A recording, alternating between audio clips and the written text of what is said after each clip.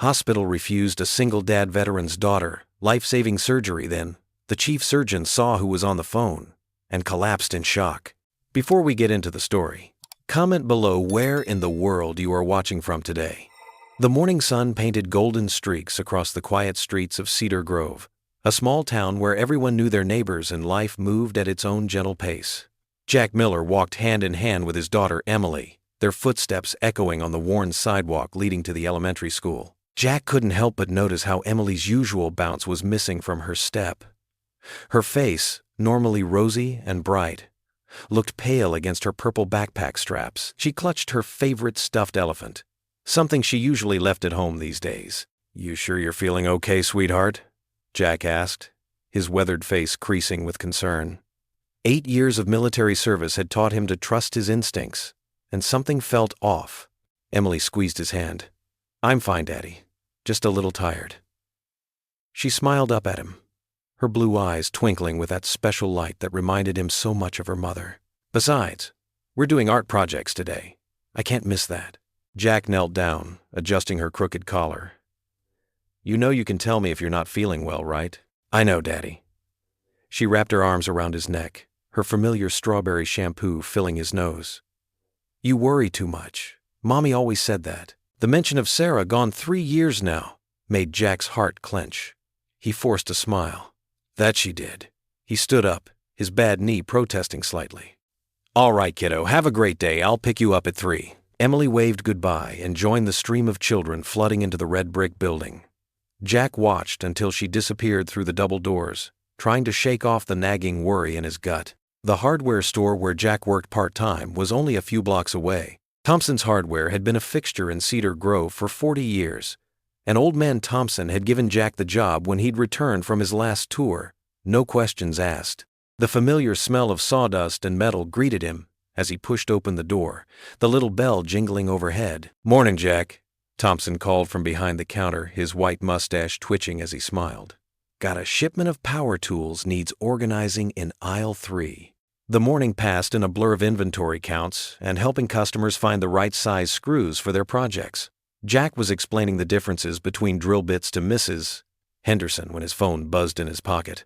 Seeing the school's number flash across the screen made his heart stop. "I'm sorry, Mrs. Henderson.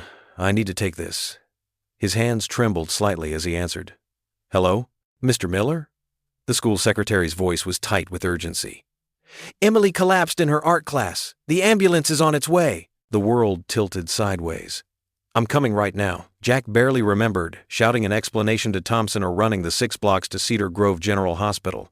His military training kicked in, helping him stay focused despite the panic threatening to overwhelm him. The emergency room's automatic doors whooshed open, and he rushed to the desk. "My daughter, Emily Miller," he managed between heavy breaths.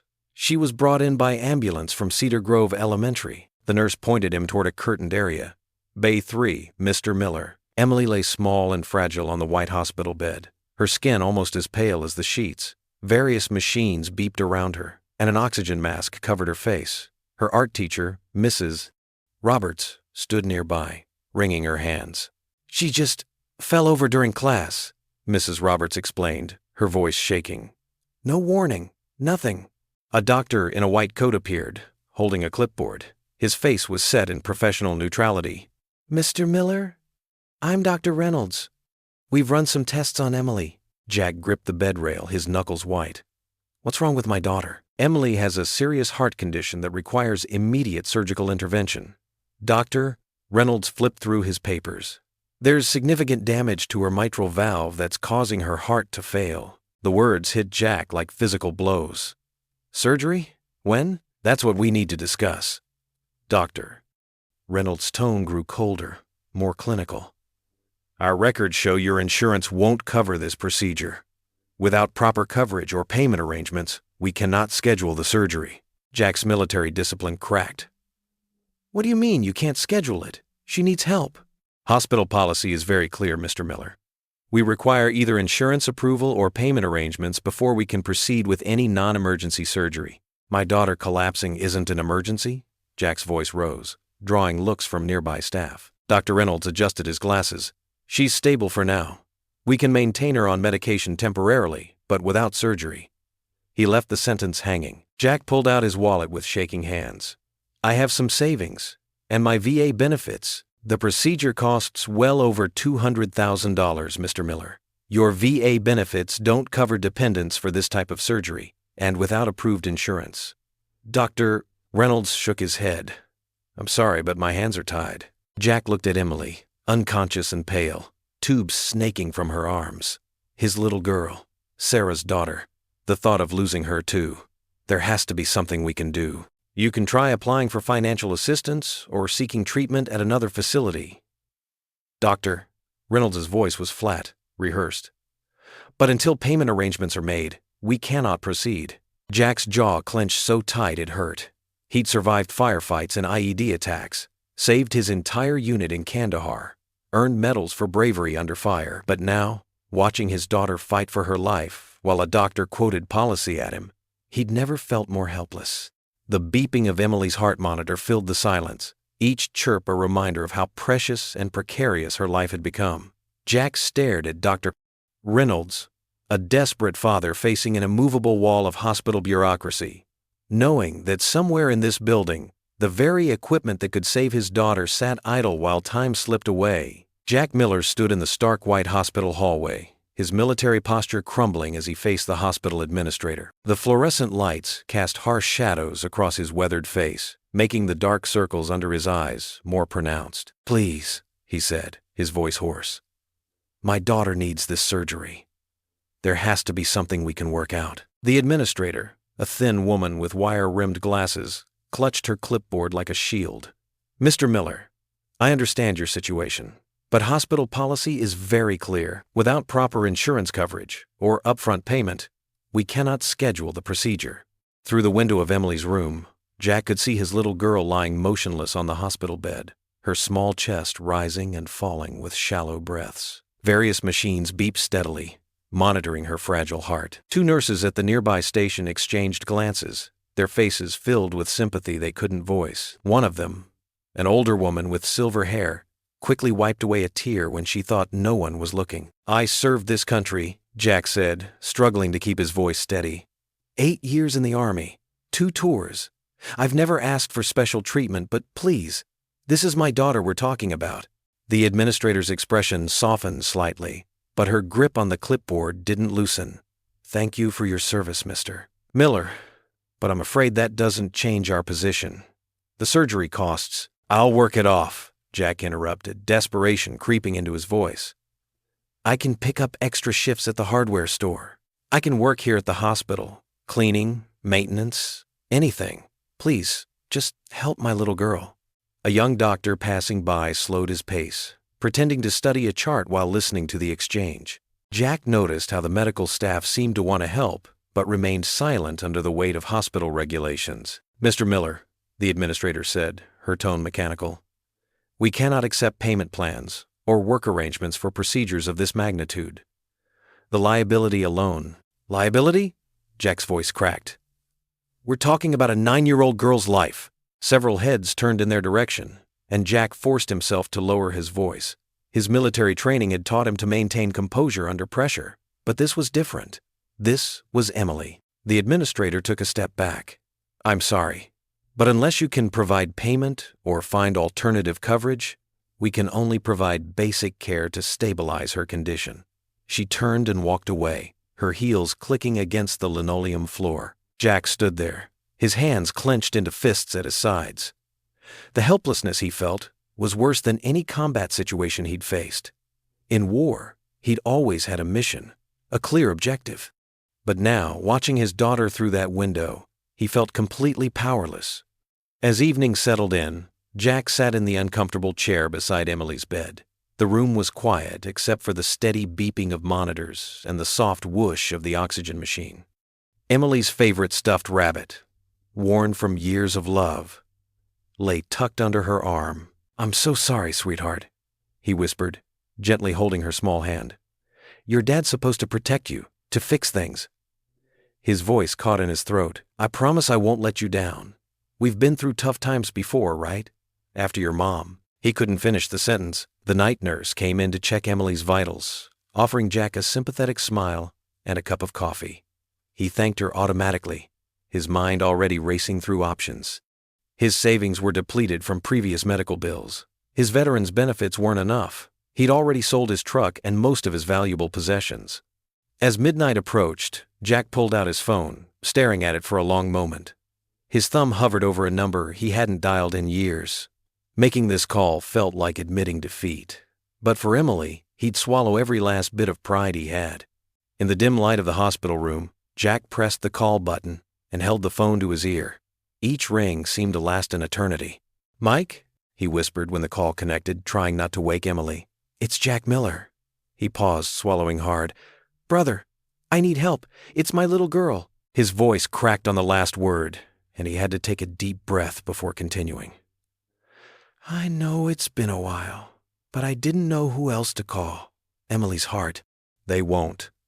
He glanced at his sleeping daughter, her face peaceful despite the tubes and wires surrounding her.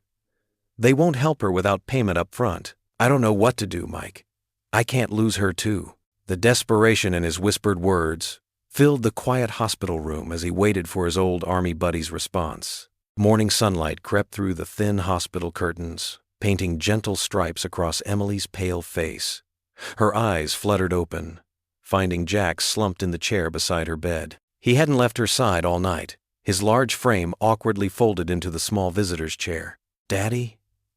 Emily's voice was barely a whisper. Jack immediately straightened, his hand finding hers. "I'm right here, sweetheart." Emily's fingers felt so small and fragile in his calloused palm. Her usually bright eyes were clouded with exhaustion, but that spark of hope he loved so much still shone through. "Am I going to be okay?" Jack swallowed hard, forcing a smile onto his face. "Of course you are, Em. Your old dad's taking care of everything." He smoothed her dark hair away from her forehead, just like her mother used to do. "You just focus on getting your rest. Promise?" She squeezed his hand weakly. "Cross my heart." Jack made the gesture over his chest, ignoring how his throat tightened around the words. Emily drifted back to sleep, and Jack watched the morning sun climb higher outside the window. His phone vibrated in his pocket. Mike, his old Army buddy, returning his desperate late-night call. "Jack." Mike's familiar voice brought a rush of memories from their deployment days. "I got your message. Tell me what's happening." Jack stepped into the hallway, keeping Emily's door in sight. "It's my daughter, Mike. Her heart condition. It's gotten worse. The local hospital won't help without insurance coverage." His voice cracked slightly. "I don't know what to do." "Listen carefully," Mike said. "I know someone, Dr. Jonathan Hayes. He's chief surgeon at Metropolitan General in the city. One of the best heart specialists in the country. Mike, I can't afford, just hear me out. Hayes is a good man. He was in the service too. Let me give you his direct number. He owes me a favor, and I'm calling it in for you." Jack scribbled the number on his palm with a borrowed pen, thanking Mike with a gruff voice that betrayed more emotion than he intended. Back in Emily's room, he watched her sleeping face for a long moment, gathering his courage. Then he stepped out to the quiet end of the hallway and dialed. "Dr. Hayes' office," a crisp voice answered. "This is Jack Miller. I need to speak with Dr. Hayes about my daughter. Mike Reynolds gave me this number." There was a pause then. "One moment, please." Jack paced the short stretch of hallway, his boots silent on the polished floor. His free hand clenched and unclenched, a nervous habit from his military days. "This is Dr. Hayes." The voice was deep, authoritative, but not unkind. "Dr. Hayes, thank you for taking my call." Jack took a deep breath. "My daughter Emily needs heart surgery. She's 9 years old, and the local hospital won't operate because of insurance issues. Mike Reynolds said you might be willing to hear me out." "Ah, yes. Mike mentioned you might call. Tell me about your daughter's condition." Jack detailed Emily's congenital heart defect, the recent collapse, everything the local doctors had told him. Hayes listened intently, occasionally asking precise, technical questions that Jack did his best to answer. "Mr. Miller, this definitely requires immediate attention. I'd like to review her files. What did you say your full name was again?" "Jack Miller, formerly Staff Sergeant, U.S. Army, 3rd Infantry Division." It was an old habit, introducing himself with his military credentials when speaking to another veteran. The line went silent for a moment. Then there was a sharp intake of breath. "Staff Sergeant Jack Miller? From the Mosul incident?" Hayes' voice had changed, becoming strange and distant. "Yes, sir, that's correct."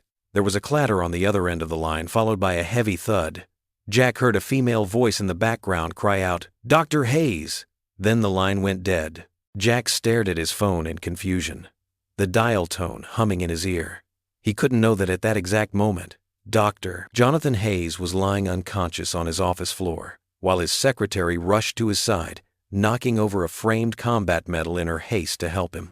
In the quiet hospital hallway, Jack lowered his phone slowly, his mind racing. What had just happened? More importantly, what would this mean for Emily? He turned to look through the window at his sleeping daughter, feeling the weight of uncertainty pressing down on his shoulders once again. The morning sun continued its climb, casting long shadows through the hospital corridors, as Jack stood frozen in place, his phone still clutched in his hand, waiting for it to ring again. Dr. Jonathan Hayes blinked against the harsh fluorescent lights of his office ceiling. A concerned nurse hovered over him, pressing a cold compress to his forehead. "Dr. Hayes, should I call for additional help?" The nurse's voice was tight with worry. Hayes waved her off, pushing himself up from the floor with trembling hands. His designer suit was wrinkled, and his usually pristine silver hair was disheveled. No, I'm fine." He straightened his tie, trying to regain his composure. "But I need Emily Miller's file, right now." The nurse hesitated. "Sir, you just fainted?" "The file," he insisted, his voice carrying the authority that had made him chief surgeon. "Please." Once alone in his office, Hayes sank into his leather chair, staring at the phone on his desk. Jack Miller. The name alone transported him back 15 years, to a place he'd tried so hard to forget. The scorching desert Sunday, the taste of sand and copper in his mouth, the deafening explosions. Hayes had been a civilian doctor, volunteering with Doctors Without Borders when their convoy was attacked. He could still hear the rapid gunfire, smell the burning vehicles. He'd been thrown clear in the initial blast, his legs shattered, unable to move as flames spread toward the leaking fuel tank. That's when Sergeant Jack Miller appeared through the smoke like an angel of mercy. Despite heavy fire, Jack had crawled to him, shielding Hayes's body with his own. "I've got you, Doc," Jack had said, his voice steady even as bullets whizzed past. "We're getting out of here." Hayes touched his leg unconsciously, remembering how Jack had dragged him to safety, taking a bullet in the shoulder in the process. Jack had saved not just his life that day, but the thousands of lives Hayes would go on to save as a surgeon. The nurse returned with Emily's file, snapping Hayes back to the present. His hand shook as he opened it. 9 years old. Congenital heart defect. Required immediate surgery. The local hospital's refusal of treatment made his blood boil. All those years ago, Jack hadn't asked who Hayes was, what his politics were, or if he could afford to save him. He'd simply acted, risking everything for a stranger's life. Hayes picked up his phone, dialing Jack's number with determined fingers. The line clicked. "Hello?" Jack's voice was rough with exhaustion. "Jack." Hayes had to clear his throat. "This is Dr. Jonathan Hayes. I apologize for our call being disconnected earlier. Dr. Hayes, please." The desperation in Jack's voice was unbearable. "Listen to me, Jack." Hayes sat up straighter, his voice firm. "I don't know if you remember me, but 15 years ago, in Kandahar, the convoy attack." Jack finished quietly. "Of course I remember you, Doc." Hayes pressed his free hand against his eyes, fighting back tears. "You saved my life that day. Took a bullet for me. And now," he drew a shaky breath, "now your daughter needs help, and some bureaucrats are telling you no? They say without insurance." "To hell with insurance," Hayes cut in. "I'm going to perform that surgery myself, Jack. I'll fly out there tonight if I have to." The line went silent. Then Hayes heard it. The muffled sound of Jack Miller, the strongest man he'd ever known, weeping. "Thank you," Jack managed between breaths. "Doc, I don't know how to—" "Don't thank me," Hayes said firmly. "I owe you everything, Jack. Every life I've saved since that day is because of you. And now it's my turn to save someone precious to you." He could hear Jack trying to compose himself on the other end. Hayes continued, his voice gentle but determined. "We're going to fix your little girl's heart, Jack, whatever it takes." The silence that followed was filled with the weight of both men's emotions, one father's desperate relief, and one doctor's chance at repaying a debt he'd carried for 15 years. "I'm going to make some calls right now," Hayes said. "Get everything in motion. You just stay with Emily." I'll be in touch within the hour with the details. Doc. Jack's voice was barely a whisper. I never expected, never asked. I know you didn't, Hayes replied softly. That's exactly why you deserve this. Hold on, Jack. Help is coming. Morning sunlight streamed through the hospital room's window, casting a warm glow across Emily's bed. Jack stirred the lukewarm oatmeal in a plastic bowl, trying to make it look more appealing. Emily sat propped up against her pillows, her stuffed bunny Mr. Hoppy clutched tightly to her chest. Despite her pale complexion, her blue eyes sparkled with life. Here comes the airplane! Jack made swooping motions with the spoon, just like he used to when Emily was younger. It still made her giggle. Dad, I'm 9 now, she protested weakly, but her smile widened. Jack's heart ached at how small she looked in the oversized hospital bed, with tubes and wires surrounding her like a complicated web. But today, he had good news. Real hope. Princess, remember how I was on the phone yesterday? Jack set the oatmeal aside and perched on the edge of her bed. Well, I got in touch with a very special doctor. One of the best heart doctors in the whole country. Emily's fingers tightened around Mr. Hoppy's worn ears. Really? Really. And guess what? He knows me from when I was in the Army. Jack's voice grew soft. Actually, I helped him once, a long time ago, and now he wants to help you. Emily's face lit up like a sunrise. Is he going to fix my heart, Daddy? That's the plan, sweetheart. Jack smoothed her tangled brown hair. His name is Dr. Hayes, and he's coming specially to help you. Mr. Hoppy says that's amazing. Emily made her stuffed bunny dance in excitement. Did you hear that, Mr. Hoppy? We're getting help from Daddy's friend. Meanwhile, across town at Metropolitan General Hospital, Dr. Jonathan Hayes straightened his tie for the 3rd time as he waited outside the boardroom. His usually steady surgeon's hands fidgeted with his presentation folder. After 30 years of medical practice, few things made him nervous anymore. But this meeting was different. The boardroom doors opened and a secretary ushered him in. 8 people in expensive suits sat around a polished mahogany table, their faces impassive. Hayes recognized most of them. Administrators, lawyers, and financial officers who rarely set foot in the actual hospital wards. Dr. Hayes, Barbara Chen, the board chairwoman, gestured to an empty chair. Please explain why you've called this emergency meeting. Hayes took a deep breath and opened his folder. I'm here about Emily Miller, a 9-year-old patient with severe cardiac complications requiring immediate surgery. I'm requesting approval to perform the procedure here at Metro General. We've reviewed the preliminary paperwork, Chen interrupted, glancing at her tablet. The family has insufficient insurance coverage and no means to pay. Why should we take on this liability? Hayes leaned forward. Because this child will die without the surgery. And because her father, Jack Miller, is a decorated veteran who saved my life in Afghanistan. His voice grew passionate. I'm offering to perform the surgery pro bono. My entire team has volunteered their time. Noble but irrelevant, said Richard Morton, the hospital's legal counsel. The liability issues extend beyond surgical costs, post-operative care, potential complications, insurance documentation. The risk to the hospital is substantial. We're talking about a child's life, Hayes insisted, spreading Emily's medical charts across the table. Look at these readings. Her heart is failing. We have a narrow window for successful intervention. Dr. Hayes, Chen's voice was cold. Your emotional attachment to this case is clouding your judgment. This hospital cannot set a precedent of providing complex procedures without proper financial clearance. Proper financial clearance? Hayes stood up, his chair scraping back. I've brought millions in grant money to this hospital. I've performed groundbreaking surgeries that put us on the map. I'm asking for one case, one child. The board's decision is final. Morton stated flatly. Without proper insurance coverage or payment guarantee, we cannot approve this surgery. Hayes looked around the table, meeting each person's eyes. Some looked away, uncomfortable. Others stared back with bureaucratic indifference. You're condemning a child to death over paperwork. That will be all, Dr. Hayes. Chen dismissed him with a wave of her hand. Hayes stormed out of the boardroom, his footsteps echoing down the empty corridor. His hands were shaking, not from age or fatigue, but from fury. He'd never felt so helpless in his own hospital. Late that night, after hours of pacing his office and making calls that led nowhere, Hayes picked up his phone.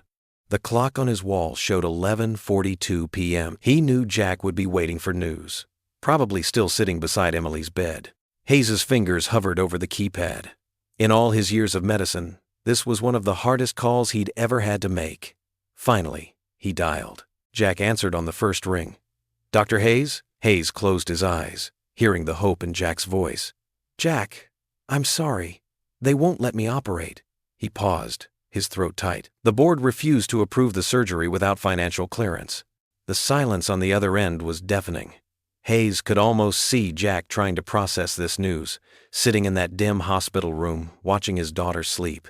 "But I'm not giving up," Hayes added firmly, gripping the phone tighter. "I'm not giving up." The morning air carried a hint of autumn as Jack wheeled Emily's chair through the hospital's garden path. Crisp leaves crunched under the wheels, and marigolds bobbed their orange heads in the gentle breeze. Emily had begged to go outside, and the nurses had agreed it might do her good, as long as they stayed close to the building. "Look, Daddy," Emily pointed to a butterfly landing on a nearby flower. "It's just like the ones Mommy used to chase with me." Her voice was soft, but her eyes lit up at the memory. Jack's throat tightened. Sarah had loved butterflies, had planted their backyard garden specifically to attract them. He squeezed Emily's shoulder gently. "The garden reminds me of home," Emily continued, hugging Mr. Hoppy closer. She looked up at Jack, her face serious despite her young age. "God will help us, Daddy. I know He will send people to help." Jack knelt beside the wheelchair, adjusting the blanket across Emily's legs. "How can you be so sure, Princess?" "Because," she said simply, "He always does. Remember when I was scared about starting school? He sent Mrs. Thompson to be my teacher, and she's the nicest ever." Jack smiled, marveling at his daughter's unwavering faith. Even now, facing something so enormous, she remained certain everything would work out. Her trust made him feel both inspired and inadequate. Back in Emily's room, while she napped, Jack pulled out his phone and a crumpled list of numbers. His Army buddy had suggested reaching out to local veteran groups. With trembling fingers, Jack dialed the first number. "Veteran Support Alliance. This is Mike speaking." Jack cleared his throat. "My name is Jack Miller. I'm a veteran, and I need help." The words felt like rocks in his mouth, but he forced them out. "My daughter needs heart surgery, but the hospital board won't approve it, even though we have a surgeon willing to do it for free." There was a pause on the other end. "Did you say Miller? Sergeant Jack Miller?" "Yes, that's right. From the 82nd Airborne? The one who saved that medical unit in Kandahar?" Jack shifted uncomfortably. "Yes, but that's not—" "Say no more, Sergeant. We take care of our own. Give me the details." For the next hour, Jack made call after call. Each conversation became a little easier than the last. Some people remembered him from his service, others were simply outraged at the situation. Word spread quickly through the veteran community. By early afternoon, his phone started ringing with calls from local news stations. A reporter from Channel 5 wanted to interview him. The story was catching fire. "Mr. Miller?" A nurse poked her head into Emily's room. "There are some people from your neighborhood here to see you." In the hospital lobby, Jack found Mrs. Henderson from across the street, along with several other familiar faces from his block. They carried casseroles, hand-drawn cards from their children, and determined expressions. "Jack Miller? Why didn't you tell us?" Mrs. Henderson demanded, pulling him into a tight hug. "We've been wondering why we hadn't seen Emily playing outside lately. I didn't want to burden anyone," Jack admitted. "Nonsense." Mr. Rodriguez, who owned the local bakery, stepped forward. "Emily is everyone's favorite customer. We're here to help." They told him they'd started a social media campaign. People were already sharing Emily's story, expressing outrage at the hospital board's cold-hearted decision. Mrs. Henderson's daughter, a law student, was researching patient rights violations. Jack felt overwhelmed by their support, yet a small voice in his head wondered if it would be enough to sway the hospital board. He thought of Emily's absolute certainty that help would come, and tried to hold on to that faith. As evening approached, Jack was returning from the cafeteria with a cup of coffee when he heard familiar boots clicking on the hospital's linoleum floor. In the lobby stood 5 veterans in civilian clothes, but their military bearing was unmistakable. The leader, a tall man with graying hair and ramrod-straight posture, stepped forward. "Sergeant Miller," he said, offering a crisp salute. "Colonel James Brighton, retired. These are some of my brothers from various units." The others nodded in greeting. "At ease, sir," Jack responded automatically. then felt awkward about giving a command to a superior officer. Brighton smiled. "No rank here, Jack. We're just fellow soldiers looking out for one of our own." His expression grew serious. "We heard about your daughter, about what this hospital is trying to pull." "The situation is complicated," Jack started, but Brighton cut him off. "No, it's not. They're letting red tape stand in the way of saving a child's life, a veteran's child. That's not complicated, that's wrong." The others murmured in agreement. A shorter man with a Marine Corps tattoo spoke up.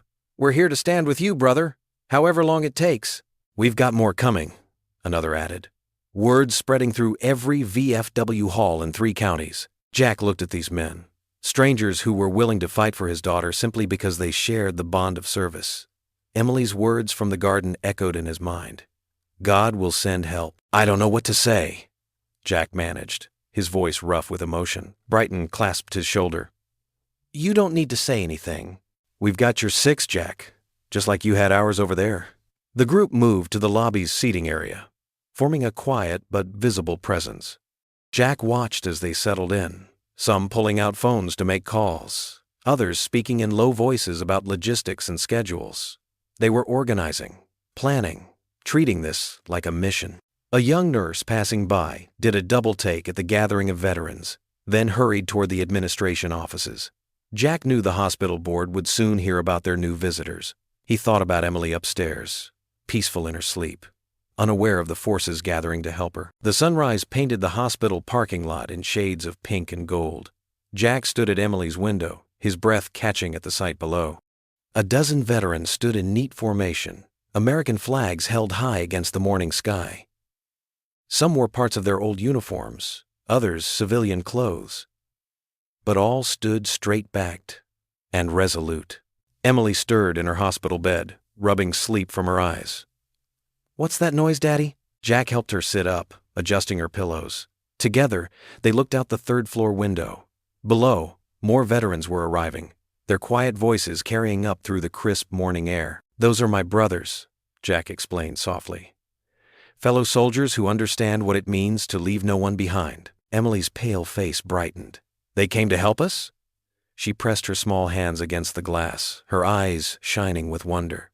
Mr. Hoppy, her stuffed bunny, sat propped in her lap, his floppy ears touching the window. "They sure did, sweetheart." Jack's voice was husky with emotion. A local news van pulled into the parking lot, its satellite dish gleaming in the morning light. A reporter in a blue blazer stepped out, already speaking into her microphone. Jack recognized her from Channel 5's evening news. "Look, Daddy, we're going to be on TV." Emily's excitement made her cheeks flush pink, the most color they'd shown in days. Throughout the morning, the crowd grew. People from town began arriving with thermoses of coffee and boxes of donuts for the veterans. Someone set up a folding table with a sign that read, "Support Emily Miller." Cards and small gifts began piling up. The nurses seemed to take special notice. Sarah, the morning shift nurse, spent extra time braiding Emily's hair and telling her stories. When she checked Emily's vitals, she slipped her an extra pudding cup with a wink. "My brother's a veteran too," she whispered to Jack. "What they're doing to your family isn't right." By midday, Emily's room was filling with cards and small gifts from strangers. A local church group sent a handmade quilt covered in butterflies. A children's art class made a banner with painted handprints and get well messages. The walls bloomed with color and hope. Jack's phone buzzed constantly with messages of support. His old Army buddy had posted their story on veteran forums, and it was spreading like wildfire. People from across the country were calling the hospital, demanding they approve Emily's surgery. "Mr. Miller?" A different nurse poked her head in. "There's a donation page set up for Emily. It's already raised $10,000. Jack sank into the chair beside Emily's bed, overwhelmed. He'd always been the one helping others, the one people counted on. Accepting help felt foreign, almost uncomfortable. But looking at Emily's glowing face, he knew this wasn't just about him. Through the afternoon, more news crews arrived. The veterans maintained their vigil, rotating shifts so someone was always standing guard. Their presence sent a clear message. This child would not be forgotten. Emily dozed off and on, but insisted on staying by the window when she was awake. She waved to people below, her smile brightening whenever someone waved back. Despite her fatigue, her spirit seemed stronger than ever. "Daddy," she said during one quiet moment. "Remember when you told me about your army family? How you all looked out for each other?" Jack nodded, stroking her hair. "I think they're still looking out for you. And now they're looking out for me, too." As evening approached, someone in the crowd below started singing Amazing Grace. More voices joined in, the harmony rising up through the gathering dusk. Emily listened with her eyes closed. "Mister," Hoppy clutched to her chest. The sunset painted the sky in brilliant oranges and purples. Hospital shift changes brought new faces, but the steady stream of support didn't waver. People set up battery-operated candles in the parking lot, creating a field of tiny twinkling lights. When night finally fell, Jack helped Emily get ready for bed. She was tired but happy, her eyes bright with something more than fever. As he tucked the butterfly quilt around her shoulders, she caught his hand. "Daddy, see, we're not alone." Her voice was soft but sure. Looking at his daughter's peaceful face, surrounded by evidence of so much love from strangers, Jack felt something hard in his chest begin to soften. They weren't alone. They never had been. Dr. Jonathan Hayes paced in his office, his footsteps muffled by the thick carpet. The afternoon sun cast long shadows through the Venetian blinds, creating bars of light across his desk. 5 of his most trusted medical professionals sat before him, their expressions a mix of concern and determination. "I know what I'm asking is unprecedented," Hayes said, his voice low but firm. He stopped pacing and leaned against his desk, his weathered hands gripping the polished wood. "But that little girl needs us." Dr. Sarah Chen, his best anesthesiologist, straightened in her chair. "Just to be clear, you want us to prepare for an unauthorized surgery?" Hayes nodded, running a hand through his silver hair. "Emily Miller's condition is deteriorating. We're talking about a 9-year-old whose only crime is being born with a heart condition into a family that can't afford care." His voice cracked slightly. "Her father saved my life in combat.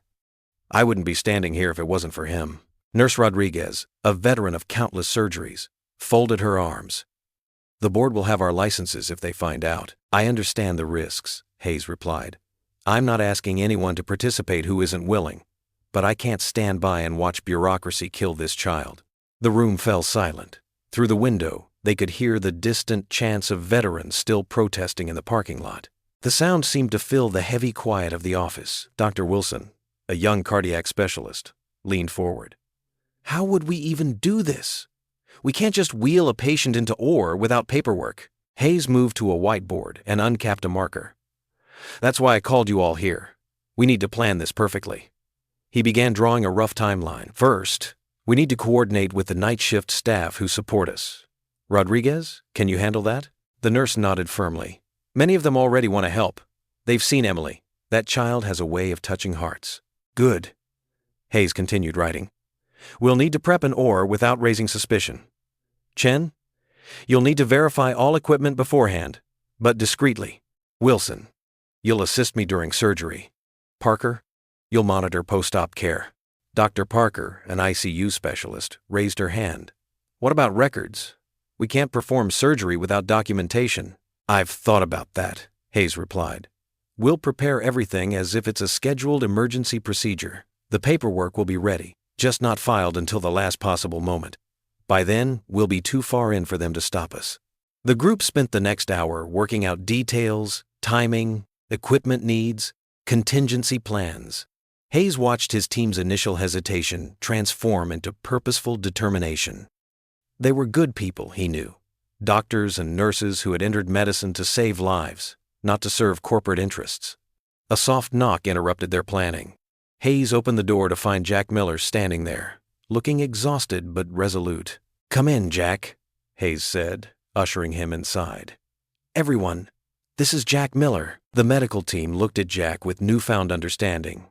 Here was the man who had saved their chief surgeon, the father, fighting for his daughter's life. Jack nodded to them, his military bearing evident even in his fatigue. "We have a plan," Hayes told him, placing a steady hand on Jack's shoulder.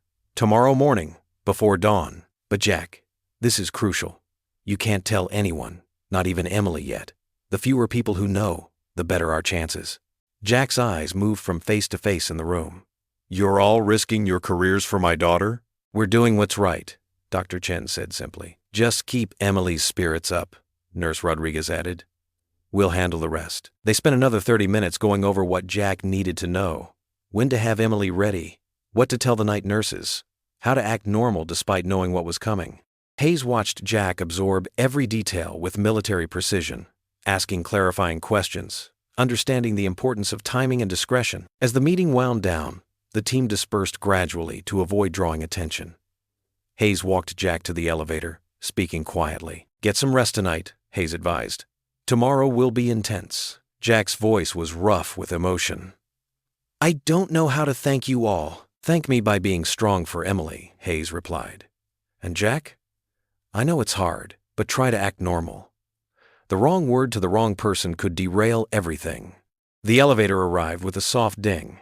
Jack stepped inside, his shoulders straight despite the weight he carried. Hayes watched the doors close, praying they would all have the strength for what lay ahead. Back in Emily's room, Jack found his daughter sitting up in bed, drawing pictures. Colored pencils were scattered across her blanket, and her stuffed bunny sat propped against the pillow. She looked up with a smile that made his heart ache. "Look, Daddy," she said, holding up her drawing. "I made this for Dr. Hayes." Jack moved closer to see a childish but sweet rendering of a doctor with angel wings. The simple faith in her artwork nearly undid him. "It's beautiful, sweetheart," he managed, sitting on the edge of her bed. "I'm sure he'll love it." Emily worked on her drawing for a while longer as Jack watched the sunset paint the sky outside her window. When she finally grew tired, he helped her put away the pencils and tucked her blanket around her shoulders. "Daddy," she murmured sleepily, "do you think the angels are watching over us?" Jack bent down and kissed her forehead, breathing in the sweet scent of her hair. "I know they are, baby," he whispered. "Tomorrow may change everything." He straightened up, watching as her eyes drifted closed, her small face peaceful in sleep. Outside her room, the hospital corridors were quieting for the night. Somewhere in the building, Hayes and his team were making final preparations. Jack sat in the chair beside Emily's bed, listening to the soft beep of monitors and the distant sounds of the hospital at night. Tomorrow would indeed change everything one way or another. The hospital basement hummed with fluorescent lights and the soft whir of medical equipment. Dr. Hayes wiped his forehead with his sleeve as he directed his small team of trusted nurses and technicians. They worked quickly and quietly, transforming the dusty storage area into a makeshift surgical prep room. "Sarah, set up the EKG machine in that corner," Hayes whispered to a veteran nurse. "Tom, we need the ultrasound card over here." His hands trembled slightly as he arranged surgical tools on a metal tray, each instrument catching the harsh overhead light. The basement wasn't ideal, but it was their only option. Ancient pipes ran along the ceiling, and the concrete walls held decades of paint layers, yet the space was clean enough, and more importantly, it was far from the prying eyes of hospital administration. "Dr. Hayes?" A young nurse named Rachel appeared at his elbow. "Security does their rounds down here at 8 p.m. and 2 a.m. We'll have a 40-minute window between shifts." Hayes nodded, checking his watch. "Good work. How's the back entrance?" "Clear. The maintenance staff helped us disable the alarm on the service door. They're on our side." Rachel smiled, adjusting her scrub cap. The sound of careful footsteps on the stairs made everyone freeze. Hayes held his breath until he recognized Jack's familiar gait.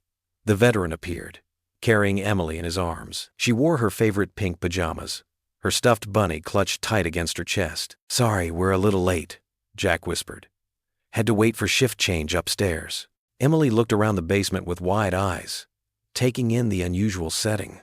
"It's like a secret clubhouse," she said, her voice bright with childhood wonder. Hayes couldn't help but smile. "That's exactly what it is, sweetheart. Our special medical clubhouse." He approached them, his stethoscope ready. "Mind if I take a listen to your heart?" Emily nodded eagerly. Jack set her down on the examination table they'd prepared, keeping one hand on her back for support. The paper crinkled beneath her as she settled.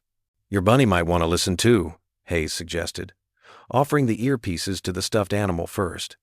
Emily giggled, the sound echoing softly in the basement. As Hayes performed his examination, the team moved efficiently around them. They took Emily's vital signs, drew blood samples, and conducted preliminary tests. Through it all, Emily remained cheerful, treating each procedure like part of an exciting game. "You're being so brave," Jack murmured, squeezing her hand. His eyes met Hayes's over Emily's head, filled with equal measures of gratitude and anxiety. Hayes understood the weight of that look. This wasn't just about performing a surgery. It was about defying the entire hospital system, risking careers, and breaking rules to save a life that bureaucracy had deemed unworthy of saving. "Dr. Hayes?" Emily's small voice pulled him from his thoughts. "Will you tell me a story while you work? Daddy always tells me stories when I'm scared." Hayes pulled up a rolling stool, settling beside her. "Did you know your daddy is one of the bravest men I've ever met?" He began drawing blood as he talked, distracting her with tales of her father's heroism, carefully edited for young ears. Jack stood straighter, uncomfortable with the praise, but unwilling to interrupt as Emily listened with shining eyes. The basement felt less clinical somehow, transformed by a child's imagination and trust. Time passed quickly as they completed the necessary preparations. Emily yawned, fighting to keep her eyes open as the evening wore on. Jack scooped her up again, her head resting heavily on his shoulder. "Everything looks good," Hayes confirmed, reviewing the test results. "Her numbers are stable enough for tomorrow." He placed a gentle hand on Jack's arm. "By this time tomorrow, she'll be safe." The promise hung in the air between them, weighted with everything left unsaid. The risks they were taking, the rules they were breaking, and the desperate hope they all shared. Jack nodded, holding Emily closer as though he could protect her from the world through sheer force of will. The basement team began quietly packing away their equipment, erasing all evidence of their secret preparations. They moved like shadows, each person knowing their role in this carefully choreographed dance of defiance. Emily stirred slightly in Jack's arms. "Daddy," she mumbled sleepily, "can we come back to the secret clubhouse tomorrow?" "Yes, Princess," Jack whispered, his voice rough with emotion. "Tomorrow's going to be a very special day." The morning sun hadn't yet touched the hospital windows when Jack wheeled Emily down the quiet hallway. Her small frame was nearly lost in the oversized hospital gown, but her eyes sparkled with hope. She clutched Mr. Whiskers, her stuffed bunny, close to her chest. "Are you scared, sweetie?" Jack asked, his voice barely above a whisper. Emily shook her head, her pale face breaking into a gentle smile. "No, Daddy. Dr. Hayes is going to fix my heart. I can feel it." Jack's throat tightened as he pushed the wheelchair toward the service elevator. The basement corridor stretched before them, lit by flickering fluorescent lights that cast strange shadows on the concrete walls. The air was cooler down here, carrying the faint smell of cleaning supplies and old paper files. Dr. Hayes met them at the makeshift operating room door, his familiar presence reassuring. He wore his surgical scrubs, a mask hanging around his neck. Behind him, nurses moved purposefully, preparing instruments and checking monitors they'd secretly brought down over the past day. "Good morning, Emily," Hayes said warmly, kneeling to her level.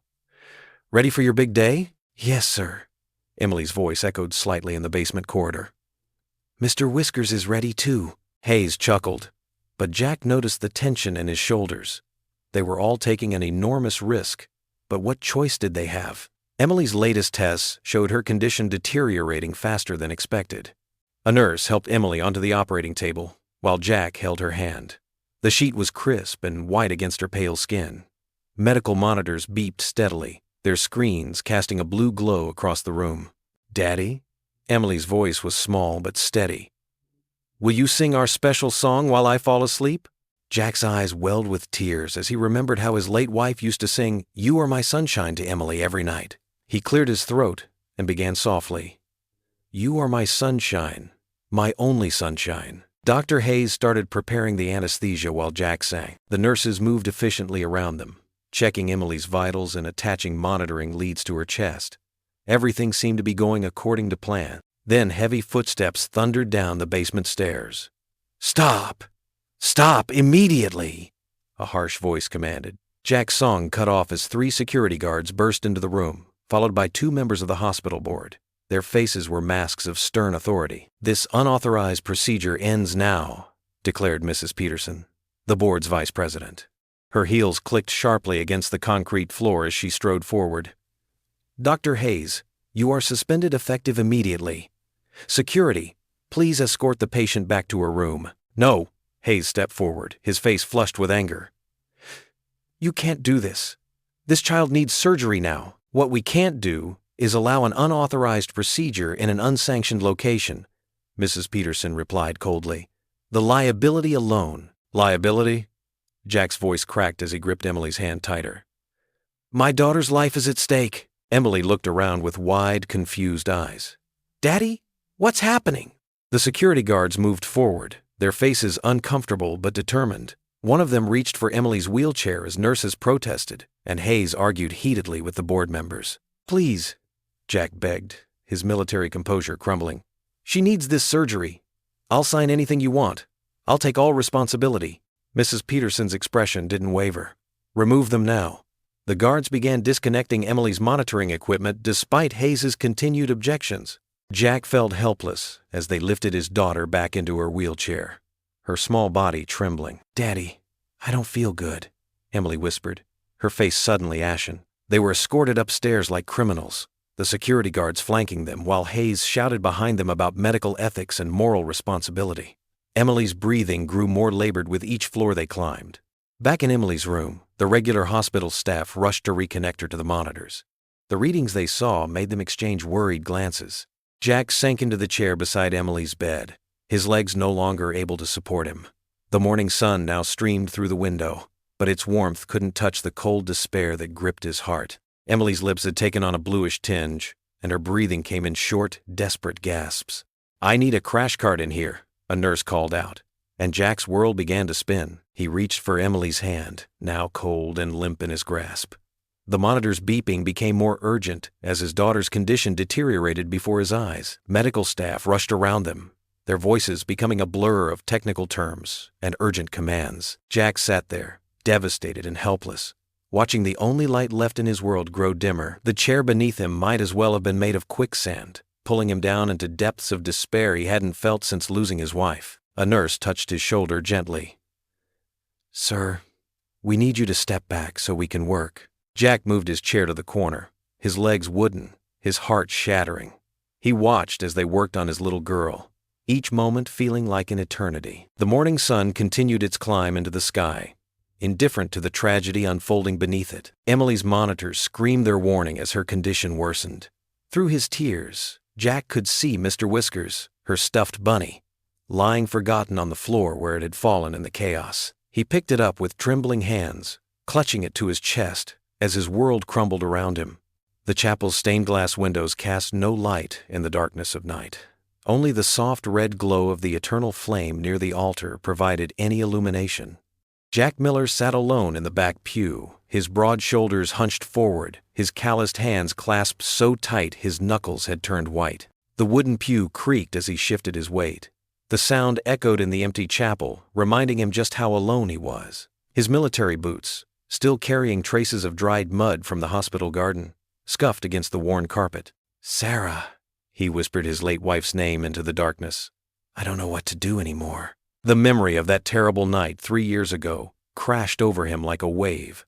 Sarah, pale and thin in her hospital bed, squeezing his hand with what little strength she had left. Her last words still haunted him. "Promise me you'll take care of our baby girl." Jack pressed the heels of his hands against his eyes, fighting back tears. He'd made that promise without hesitation, believing that his strength, his determination, his love would be enough. But now, sitting in this quiet chapel, he felt completely powerless. His mind drifted to his time overseas, to the battles he'd fought. He remembered the weight of his rifle, the trust of his fellow soldiers, the clarity of purpose that came with each mission. Even in the worst firefights, there had always been something he could do, some action he could take. "I saved lives over there," he muttered, his voice rough with emotion. "I pulled men from burning vehicles. I carried wounded soldiers through gunfire." His hands began to shake. "But I can't save my own daughter." The chapel's silence seemed to mock him. Where was God now? Where was the divine intervention that Emily so firmly believed in? His little girl had more faith in her small finger than he had in his entire body. Yet, here they were. A distant siren wailed somewhere in the city, reminding him of the world beyond these walls. Jack thought about the community that had rallied around them, the veterans standing vigil, the neighbors bringing food, the nurses sneaking extra care to Emily. But it hadn't been enough. The hospital board remained unmoved, and now Hayes's secret plan lay in ruins. "I should have done more," he said to the empty chapel. "Should have found a way to make more money. Should have gotten better insurance. Should have." His voice cracked. Should have noticed Emily was sick sooner. Should have somehow prevented Sarah's cancer. The weight of all these imagined failures pressed down on his shoulders like a physical burden. Jack reached into his pocket and pulled out Emily's latest drawing. Even in the dim light, he could make out the crayon figures. Him standing tall in his old army uniform, Emily next to him with a big smile, and an angel that looked suspiciously like Sarah, watching over them both. The paper trembled in his shaking hands. Hours passed as Jack sat there, lost in memories. He remembered teaching Emily to ride a bike, her delighted squeals when she finally balanced on her own. He thought about their Sunday morning pancake traditions, how she always insisted on making smiley faces with chocolate chips. Every memory was a knife to his heart, a reminder of all that stood to be lost. The chapel's ancient heating system clicked and hummed, a mechanical counterpoint to Jack's ragged breathing. Dawn began to creep in through the stained glass, painting the floor in muted colors. He hadn't slept, hadn't even tried. How could he rest when Emily's time was running out? A soft knock at the chapel door startled him. A young nurse stood in the doorway, her face grave. "Mr. Miller, Emily's having trouble breathing. We need you upstairs." Jack's legs felt like lead as he followed the nurse to Emily's room. The morning shift was just starting, the hallways filling with the usual bustle of hospital routine. But nothing felt routine about watching his daughter struggle for each breath. They had put her on oxygen while he was gone. The clear plastic mask seemed enormous against her small face. Her chest rose and fell in rapid, shallow movements. Mr. Whiskers, her constant companion, had slipped from her grasp and lay forgotten at her side. Dr. Stevens, the overnight physician, stood by Emily's bed reviewing her charts. He was an older man with kind eyes and gray hair at his temples. When he saw Jack, he gestured for him to step into the hallway. "Mr. Miller?" The doctor's voice was gentle but carried the weight of bad news. "Emily's heart is struggling more than ever. The strain is affecting her lungs now." He paused, choosing his words carefully. "Without intervention, she may not last the week." Jack stood perfectly still, his military training kicking in, keeping him upright when his world was crumbling. Through the door's window, he could see Emily's small form in the hospital bed, dwarfed by medical equipment. The morning sun caught her hair, creating a golden halo on her pillow, so much like her mother's. The doctor placed a sympathetic hand on Jack's shoulder, but Jack barely felt it. All he could focus on was his daughter's labored breathing, each rise and fall of her chest, a reminder of how precious and precarious life had become. The steady beep of the heart monitor filled the dim hospital room. Jack sat in the hard plastic chair beside Emily's bed, his body aching from hours of keeping vigil. The night shift had begun, and the hallway lights were dimmed, casting long shadows across the floor. Emily lay small and fragile against the white hospital sheets, her chest rising and falling with shallow breaths beneath the oxygen mask. Her favorite stuffed bunny, worn from years of love, rested in the crook of her arm. Her skin was pale, almost translucent in the artificial light, making the dark circles under her eyes more pronounced. Jack leaned forward, gently brushing a strand of hair from her forehead. The gesture stirred her, and her eyes fluttered open, focusing slowly on his face. Even now, weak as she was, she managed a tiny smile that made his heart clench. "Hey, Princess," he whispered, forcing his voice to stay steady. "How are you feeling?" Emily's hand moved slightly on the blanket, reaching for his. Jack quickly wrapped his larger hand around her small one, careful of the IV line. Her fingers felt cool against his palm. "Daddy," she said, her voice barely audible through the oxygen mask. Each word seemed to cost her precious energy. "Don't be sad." Jack swallowed hard, trying to hide the tremor in his voice. "I'm not sad, sweetheart. I'm right here with you." Emily's eyes, so much like her mother's, held a wisdom that squeezed his heart. "It's okay," she whispered. "Daddy, faith is believing even when you can't see." The simple truth in her words hit him like a physical blow. His vision blurred as tears welled up, and he bowed his head, unable to hold them back any longer. They fell onto the white hospital blanket, leaving dark spots on the fabric. His shoulders shook with silent sobs as he clutched her tiny hand. "I'm sorry," he choked out. "I'm so sorry, Emily. I promised to protect you, and I—" A slight pressure from her fingers stopped him. Despite her weakness, she still tried to comfort him, just like Sarah would have done. A soft tap at the window drew his attention. At first, he thought it was rain, but when he looked up, he saw something that made him catch his breath. A warm, golden light flickered against the glass. Rising slowly, careful not to let go of Emily's hand, Jack moved closer to the window. What he saw made his heart skip a beat. The hospital parking lot, usually dark at this hour, was alive with light. Hundreds of people stood in the cold night air, each holding a candle that glowed like a star fallen to earth. Veterans stood at attention in their uniforms, the candlelight reflecting off their medals and insignias. Families huddled together, parents lifting small children to see better. Hospital staff who weren't on duty joined the crowd, their scrubs visible in the sea of faces. Neighbors he recognized stood shoulder to shoulder with strangers who had heard their story and come to show support. The light from all those candles pushed back the darkness, creating a warm glow that seemed to embrace the entire hospital. Some people held signs, "We stand with Emily. Support our veterans. Love conquers all." The sight blurred again as fresh tears filled Jack's eyes, but these were different from before. "Emily," he said softly. "Look what's happening outside." She turned her head slightly, her eyes widening at the sight. A small sound escaped her, something between a gasp and a laugh. "Angels," she whispered. "No, sweetheart," Jack said, his voice thick with emotion. "Those are people. Real people who care about you, who are standing with us." As if in response to his words, more people joined the crowd. Cars pulled into the parking lot, their headlights sweeping across the scene before going dark. New points of light appeared as more candles were lit, passed from person to person like a spreading wave of hope. Jack watched as Hayes moved through the crowd in his white coat, speaking quietly to different groups. Other medical staff did the same, their faces determined in the flickering light. The veteran who had stood guard in the lobby for days raised his candle in a silent salute when he caught Jack's eye. The sight transformed something in Jack's chest. The crushing weight of despair that had pressed down on him began to lift, replaced by a fierce determination. All these people hadn't given up. They stood in the cold night air, holding their lights against the darkness, refusing to accept defeat. Emily's words echoed in his mind. Faith is believing even when you can't see. He might not be able to see the path forward yet, but he wasn't walking it alone. An entire community stood with them, their combined light strong enough to pierce any darkness. He squeezed Emily's hand gently, feeling her weak but present grip in return. "Get some rest, princess," he said softly. "Daddy's not giving up. Not now. Not ever." The candlelight continued to flicker against the window, casting warm shadows across Emily's peaceful face as she drifted back to sleep. Jack remained standing, his back straight, his jaw set with renewed purpose as he watched the sea of lights below. The battle wasn't over, and this time, he had an army behind him.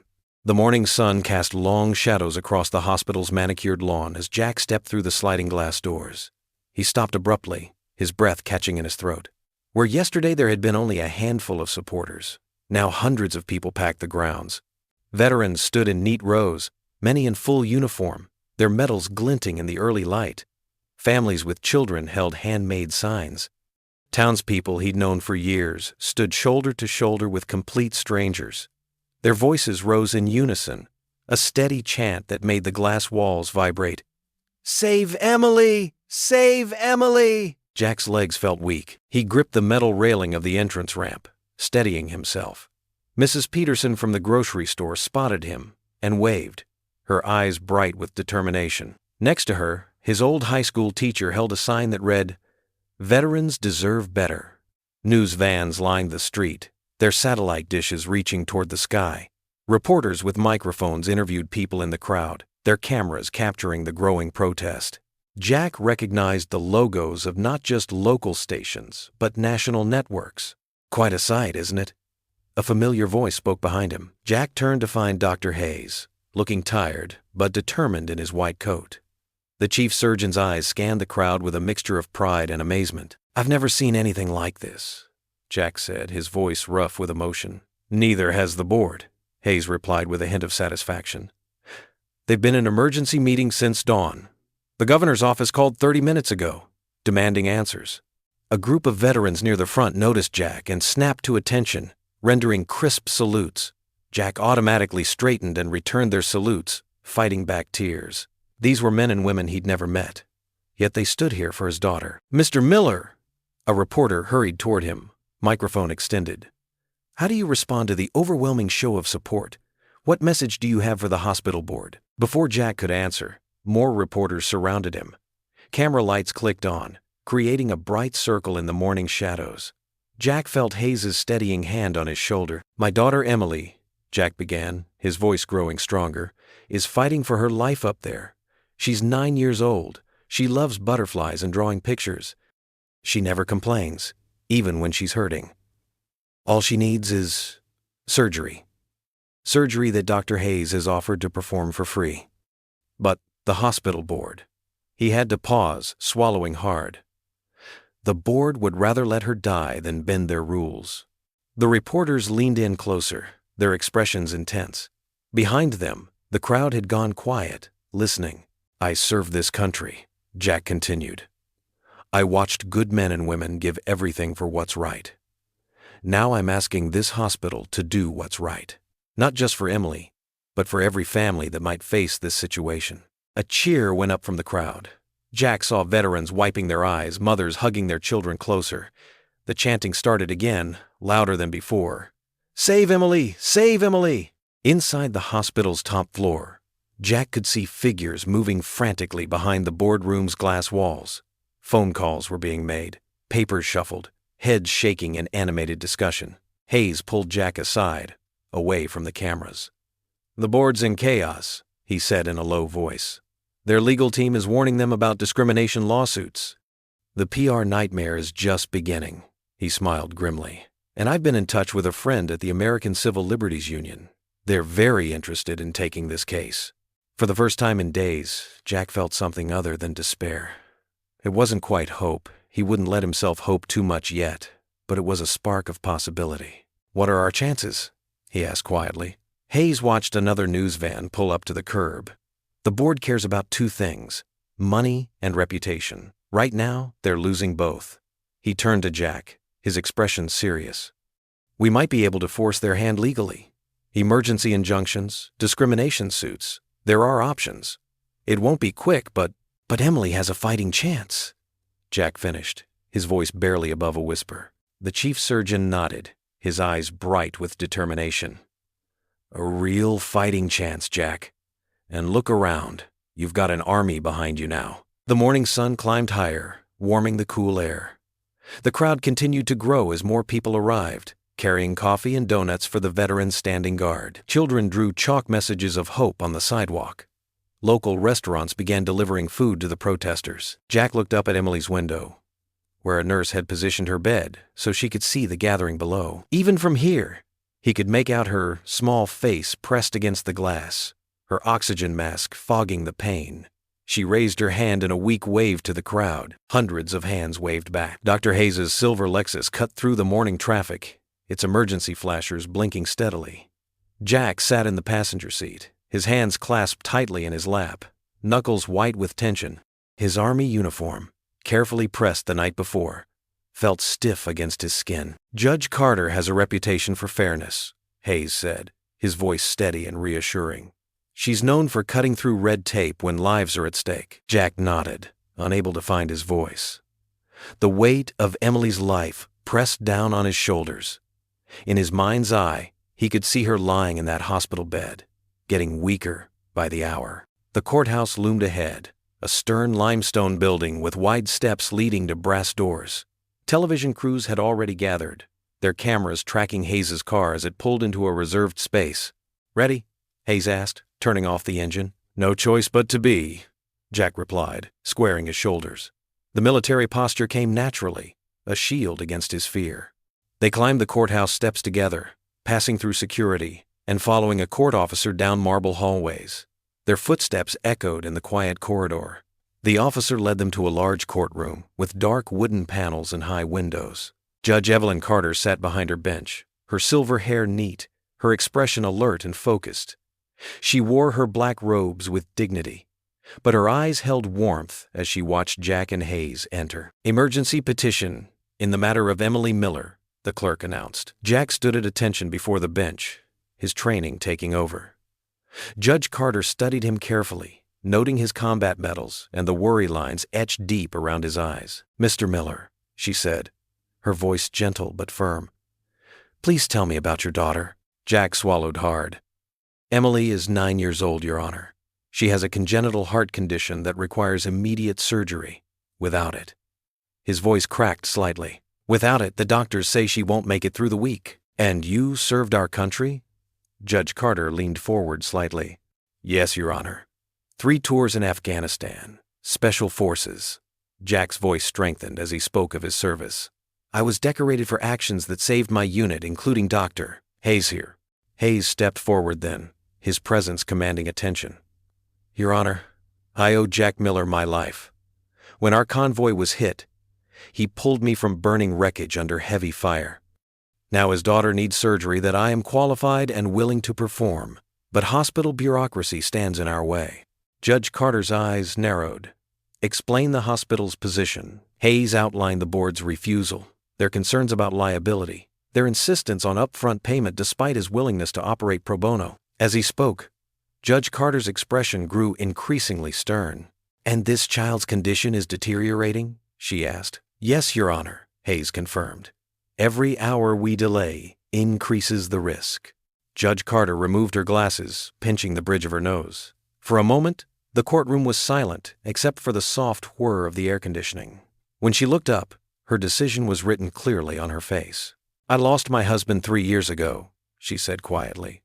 "He was a veteran too. He taught me that sometimes doing what's right means cutting through the nonsense." She straightened in her chair. "Mr. Miller, does Emily have faith that this surgery will help her?" Jack's throat tightened. "She never lost faith, Your Honor. Not once." Judge Carter nodded, reaching for her gavel. "Then neither shall we. I am issuing an emergency injunction requiring Memorial Hospital to allow Dr. Hayes to perform this surgery immediately. Furthermore, I am ordering them to provide all necessary support and facilities." The gavel cracked against the wood. "This court will not stand by while a child's life is threatened by administrative cowardice." The sound of cheering filtered through the courthouse windows from the crowd outside.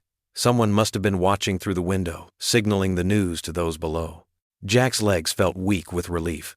Hayes gripped his shoulder, steadying him. "Thank you, Your Honor," Jack managed to say.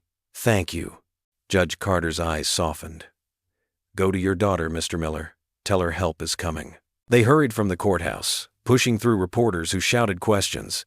The crowd parted to let them pass, hands reaching out to pat Jack's back, voices calling encouragement. Hayes drove even faster on the return trip, lights flashing.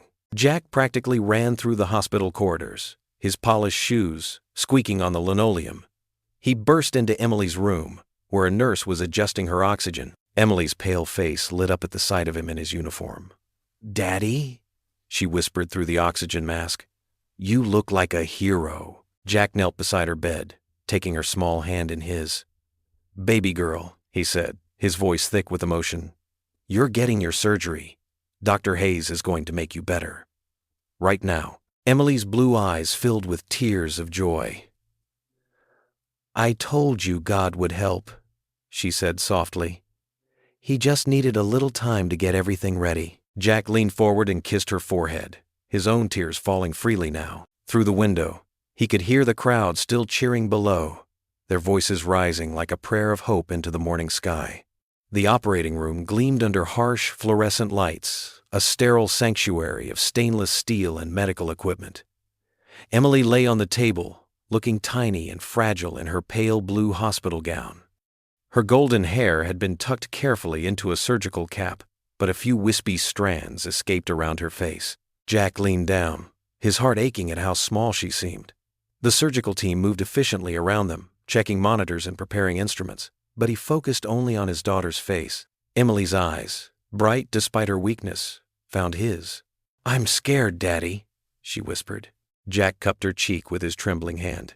"I know, sweetheart, but Dr. Hayes is the best doctor in the whole world, and I'll be right outside praying for you the entire time. Promise you'll be there when I wake up?" "I promise." Jack's voice cracked as he pressed a gentle kiss to her forehead. "I love you more than anything, Emily." "Love you too, Daddy." Her smile was faint but brave. Dr. Hayes approached, already in his surgical scrubs and cap. "It's time, Jack." Jack straightened, fighting back tears. He gave Emily's hand one final squeeze before stepping back. Hayes placed a reassuring hand on Jack's shoulder, the same steady grip that had helped countless patients before. "I'll take good care of her," Hayes said softly. "She's strong, just like her father." Jack nodded, unable to speak. As he walked backward toward the door, Emily raised her hand in a tiny wave. The last thing he saw before the door swung shut was Hayes leaning over his daughter, speaking to her in gentle, confident tones. The waiting room felt like a prison cell.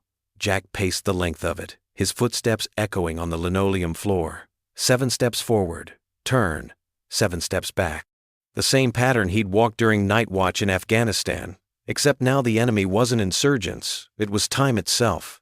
Every few minutes, his eyes darted to the clock on the wall. Each tick seemed to take an eternity.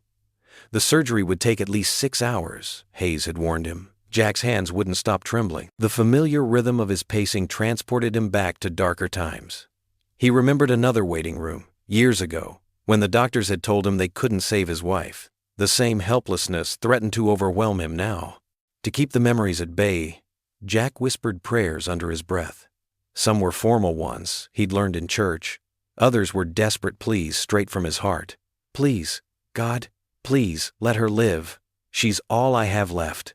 His mind drifted to another operating room. This one, a makeshift tent in the desert.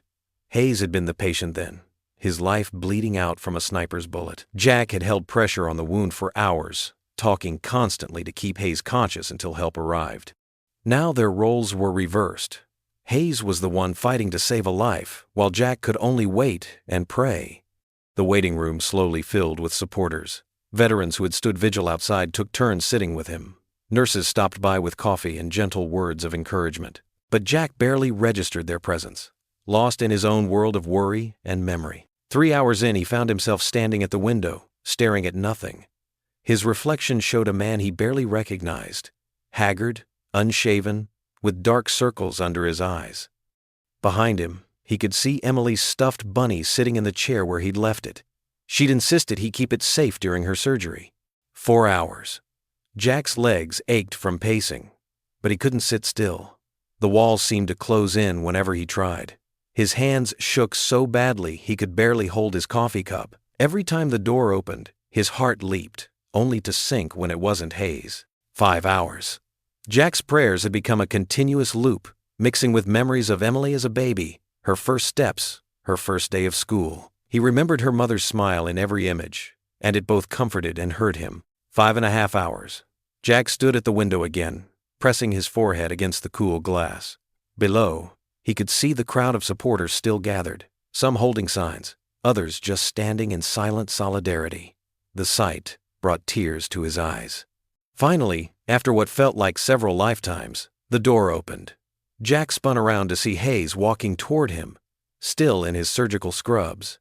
The doctor pulled off his mask, revealing a weary but unmistakable smile. "She made it." The words hit Jack like a physical force. His knees buckled, and Hayes quickly stepped forward to steady him. The trembling in Jack's hands spread to his entire body as relief flooded through him. "She's stable?" Jack managed to ask, his voice hoarse. "The surgery went perfectly," Hayes confirmed, his eyes bright with emotion.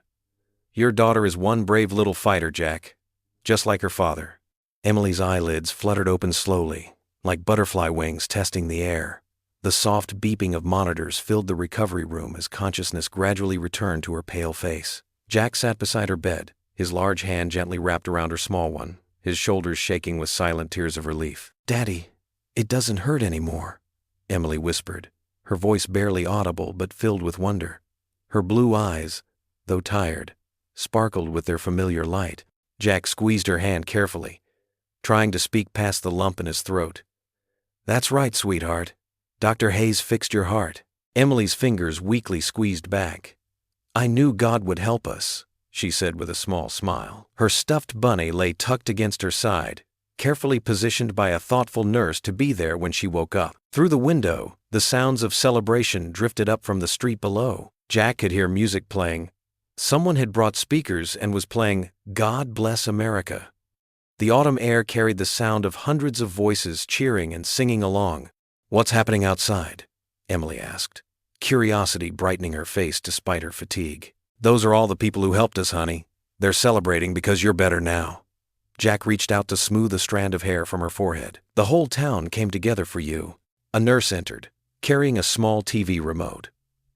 "Would you like to see?" she asked with a warm smile. "You're quite the celebrity, Miss Emily." When Emily nodded eagerly, the nurse turned on the wall-mounted television. The local news was showing aerial footage of the hospital grounds, where hundreds of people had gathered. Many wore military uniforms or carried American flags.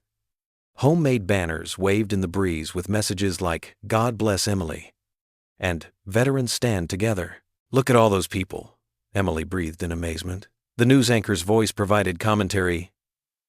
"In a victory for veterans' rights and human dignity." 9-year-old Emily Miller received her life-saving heart surgery today after a judge's emergency order compelled Memorial Hospital to proceed. The daughter of decorated Army veteran Jack Miller had been denied care due to insurance issues, leading to an unprecedented showing of community support. Dr. Hayes appeared in the doorway, still wearing his surgical scrubs but with his mask pulled down. "How's my favorite patient doing?" he asked with a warm smile. "My heart feels happy," Emily replied, making both men chuckle softly. "That's exactly what we want to hear." Hayes moved to check her vital signs, his movements gentle and precise. "Everything looks perfect. You were very brave, Emily." "Just like her dad," a voice called from the hallway. Several veterans who had been part of Jack's old unit stepped into view, including the buddy who had first connected him with Hayes. They carried flowers and a teddy bear wearing combat boots. Emily's face lit up at the gifts, though her movements remained careful and slow as she reached for the teddy bear. "He looks just like Daddy," she giggled softly, referring to the miniature combat boots. The celebration outside grew louder as more people arrived. News vans lined the street, their satellite dishes extending skyward. Reporters interviewed veterans and townspeople, capturing the spirit of unity that had brought this moment to pass. "Emily," Hayes said, checking her monitors one more time, "would you like to see all the people who came to support you? We can take you out to the balcony for a few minutes if you feel strong enough." Emily nodded eagerly, though Jack noticed she still moved with careful slowness. "Can we, Daddy?" "If Dr. Hayes says it's safe," Jack agreed, his protective instincts warring with his desire to let Emily see the impact she'd had on so many lives. Hayes nodded reassuringly. "Just for a few minutes. We'll bundle her up warm." The nurses helped transfer Emily to a wheelchair, wrapping her in blankets and ensuring all her monitoring equipment moved smoothly with her. Jack pushed the wheelchair while Hayes walked alongside, keeping a professional eye on his patient. As they approached the balcony doors, the sound of the crowd grew stronger. Someone below must have spotted movement because a ripple of excitement passed through the gathered people. Jack carefully wheeled Emily out onto the balcony. The autumn air was crisp but not too cold, and the late afternoon sun cast a golden glow over everything. The crowd below erupted in cheers when they spotted her, and Emily's eyes went wide with amazement. "Emily! Emily! Emily!" The chant started somewhere in the crowd and spread quickly, hundreds of voices calling her name in unison. People waved flags and banners, and someone released a cluster of pink balloons into the sky. Emily raised her hand in a small wave, and the cheering grew even louder. Jack stood behind her wheelchair, one hand on her shoulder, watching as his daughter's courage and faith touched hundreds of hearts. He saw veterans standing at attention, mothers wiping tears from their eyes, and children Emily's age holding up hand-drawn pictures. "See, Daddy?" Emily said, turning her face up to look at him. "I told you we weren't alone." Jack had to swallow hard before he could respond. "You were right, sweetheart. You were right all along." The crowd below continued to cheer, their voices carrying a message of hope and unity that echoed off the hospital walls.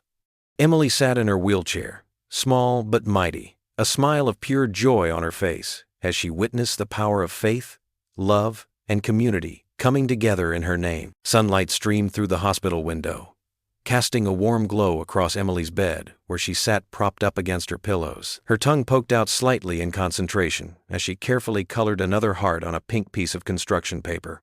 Scattered around her were dozens of thank you cards she'd made for the nurses, each one decorated with hearts, flowers, and messages of gratitude written in her careful 9-year-old handwriting. "Look, Daddy."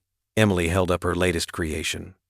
"This one's for Nurse Sarah. She always brought me extra Jell-O." Jack smiled from his chair beside her bed, his heart swelling at the sight of color returning to his daughter's cheeks. The dark circles under her eyes were fading, and her smile, that precious smile he'd feared he might lose, grew stronger each day. A knock at the door drew their attention. Dr. Hayes stood in the doorway, his white coat crisp and his silver hair neatly combed, but his eyes carried the warmth of a friend rather than the clinical detachment of a surgeon. "How's my favorite patient today?" Hayes asked, stepping into the room. "Dr. Hayes," Emily's face lit up. "I'm making thank you cards. Would you like one too?" "I'd be honored," Hayes replied, his voice gentle. He picked up one of her finished cards, admiring the careful artwork. "These are beautiful, Emily. You have quite a talent." Jack stood, extending his hand to Hayes. The two men shook hands, but it wasn't enough. Jack pulled Hayes into a tight embrace, his voice thick with emotion. "I can never thank you enough. Not just for saving Emily, but—" He pulled back, wiping his eyes. "You helped me believe again. In people. In hope. In—" He glanced at Emily, who was already absorbed in creating a special card for Hayes. "In faith." Hayes squeezed Jack's shoulder. "You saved my life once, Jack. But watching Emily recover, seeing her spirit touch so many lives, I think she saved all of us in her own way." A commotion in the hallway drew their attention. Through the open door, they could see hospital staff gathering around a television mounted on the wall. The news was showing footage of the hospital board chairman reading a statement. "In light of recent events," the chairman's voice crackled through the TV speakers, "the entire board has submitted their resignations, effective immediately.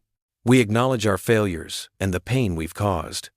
New leadership will be appointed with a mandate to ensure no child is ever denied life-saving care due to financial circumstances." Jack watched as the nurses and doctors in the hallway broke into applause. Some were hugging, others wiping away tears. The policy that had nearly cost Emily her life was being dismantled. "They're calling it the Emily Miller Rule," Hayes said quietly.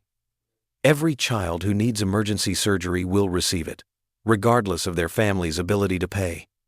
Your daughter's story changed everything." Emily looked up from her artwork, her blue eyes wide. "Really? Other kids won't have to be scared like I was?" "That's right, sweetheart," Jack said, his voice catching. "You helped make that happen." The afternoon brought more visitors.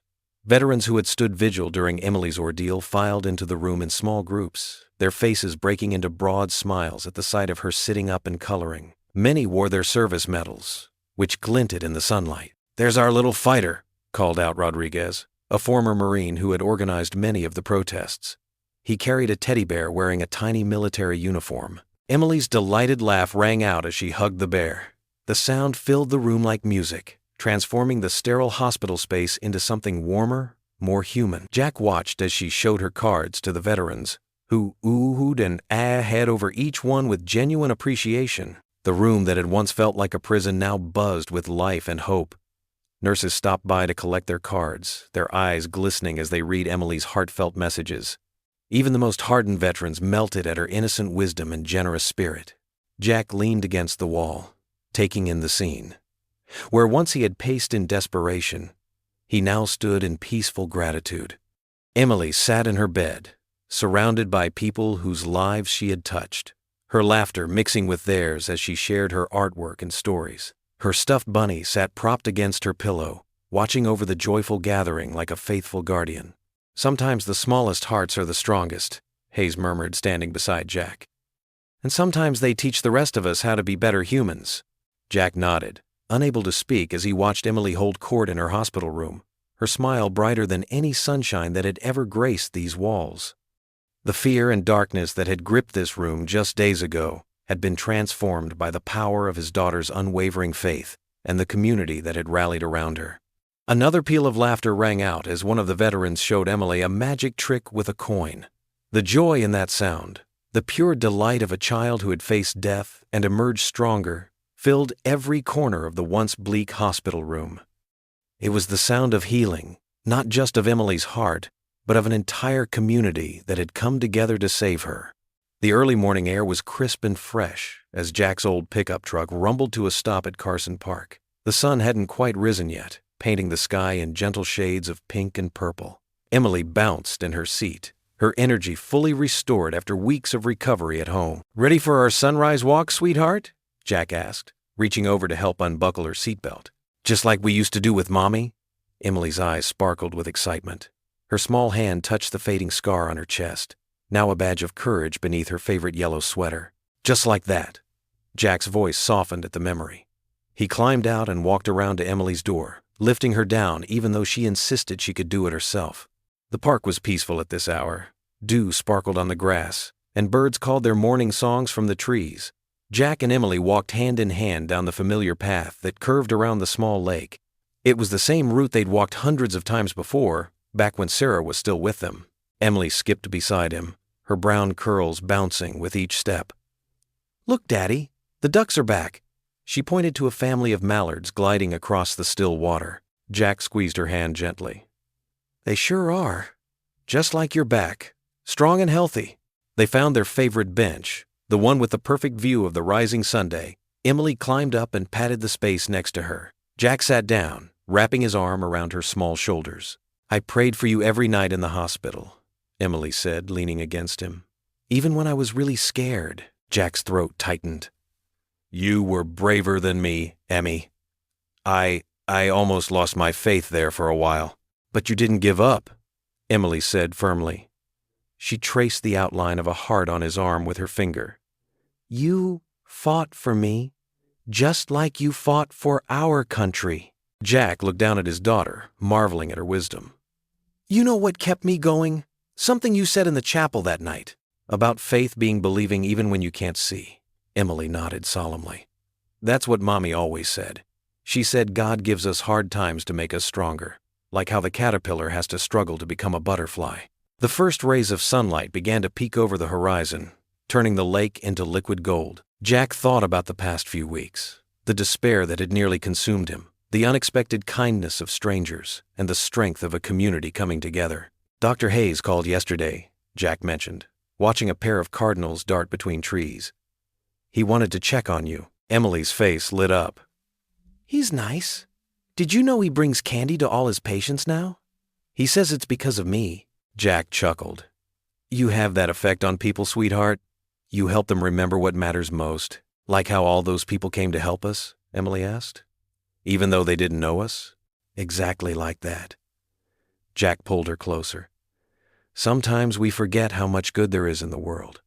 Sometimes it takes a little girl with a big heart to remind us." They sat in comfortable silence for a while, watching the sun climb higher. The morning joggers and dog walkers began to appear on the paths, each offering a friendly wave or greeting. Word had spread through their small town about Emily's miracle, and she had become something of a local celebrity. "Daddy?" Emily's voice was thoughtful. "Remember when you used to say that bad things just happen sometimes, and we can't change them?" Jack nodded, recalling his darker days after Sarah's death. "I think you were wrong," she continued. "We can't change the bad things, but we can change how we handle them. Like how you didn't let the hospital stop you from helping me get better." Jack blinked back tears, amazed once again by his daughter's insight. "When did you get so smart?" Emily giggled. "I got it from Mommy. And from you." She stood up on the bench, putting her at eye level with him. "You know what else? I think Mommy would be really proud of us." "Yeah?" Jack's voice cracked slightly. "Yeah. Because we didn't give up. And now we're helping other people too." She was right. Since Emily's surgery, Jack had been working with veteran groups to create a foundation helping military families access medical care. The hospital's policy changes were just the beginning. The sun was fully up now, warming their faces. Emily hopped down from the bench and tugged at Jack's hand. "Can we walk to the playground? I want to try the swings." "Are you sure you're ready for that?" Jack asked, though he already knew the answer. The doctors had cleared her for normal activities, and Emily had been eager to make up for lost time. "I'm ready for everything now," she declared with a confident smile that reminded him so much of Sarah. They started walking hand in hand along the path, Emily occasionally stopping to pick up interesting leaves or pretty stones. The morning light caught her hair, creating a soft halo effect that made Jack's heart swell with love and gratitude. "You know what, Emmy?"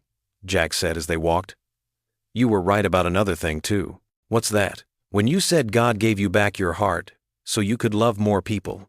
Look at all the lives you've touched. All the people you've helped just by being you. Emily swung their joined hands back and forth. That's because love is like a candle, Daddy. When you share it with others, it doesn't get smaller, it just makes more light. They reached the playground, but instead of running ahead as she usually did, Emily stayed by Jack's side, her small hand warm in his. Together, they walked toward the rising sun, their shadows stretching behind them on the dewy grass. The morning light seemed to wrap around them like a warm embrace, full of promise and possibility. What would you do if you were in their place? Comment your answer below, and let's see how you'd rewrite the ending. If you enjoyed the story of Jack Miller, I handpicked the next story that you will enjoy. Please don't miss this one. Click here to watch it.